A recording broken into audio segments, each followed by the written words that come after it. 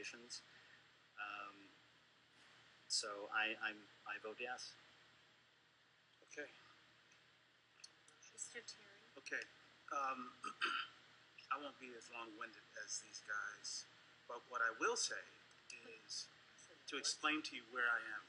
You know, when I first came on this board 3 years ago, you know, I heard a lot of chatter, and in fact, that board at that particular time, I would argue, argued quite a bit amongst themselves. And I can say that, you know, in my life, this will be one of my proudest moments to stand in the gap in District 65.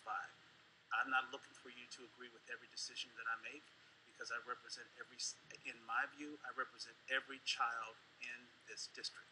Now, what I can say, and I just want you to take a journey with me, I was quite suspect of the board, the administration, and Dr. Murphy when I came into this chair. But what I've witnessed with my own eyes is a tremendous amount of hard work that generally the public never gets to see. And I can tell you that the level of respect for everybody sitting over there, for their staffs, people working on the second floor and in this building, has gone up tremendously, as well as the teachers. They work extremely hard along with Dr. Murphy. I've seen meetings, community meetings, internal meetings every day, with the exception of Sunday, and even on Sunday, there's some kind of get-together within the city of Evanston.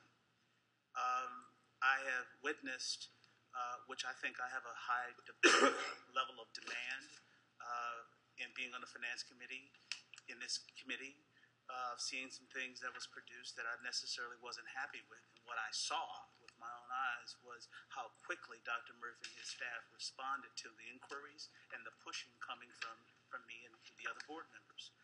So that was the past. And so, you know, we've argued, and what I ran on, and proudly to say, was that I represent not just one constituent group, but everyone. Those that live up north, those that live out south. I have had two children matriculate through District 65, and one that's making it through right now. And I can tell you that all of the things that the board has said is, I take a longer term view right now. And, you know, you guys talk about us being out of touch. Well, what we ask in terms of good board governance is a two-way level of conversation.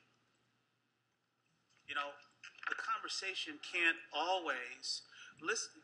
There's a two-way conversation, and how is that? You send emails, we talk, we try to explain ourselves here, and I'm just telling you that's kind of how it is. And so, in my opinion, Dr. Murphy has taken a significant pay cut in terms of not taking a salary increase last year. The year before that, there were some components of his salary that weren't agreed to. This year, he's not taking an increase.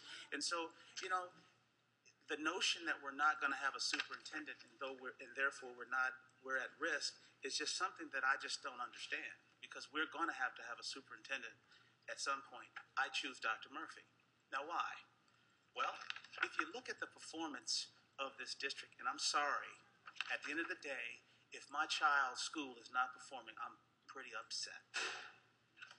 And so with that, I am choosing a superintendent that I think can get us there. 44 people got together and talked about where they wanted to go, and we talked for a year. And I happen to think that we have a superintendent that can get us there. Now, last thing that I'll say is that everyone is assuming that we are not doing what we should do.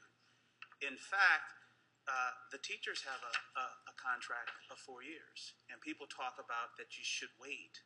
Well, we would love to renegotiate that contract, but they've elected not to do that.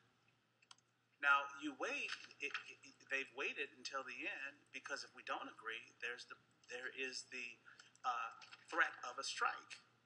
Now, I'm just keeping it real, guys. That is the reality. And so what I'm choosing is an administrator to have in place, because it's a good thing for us.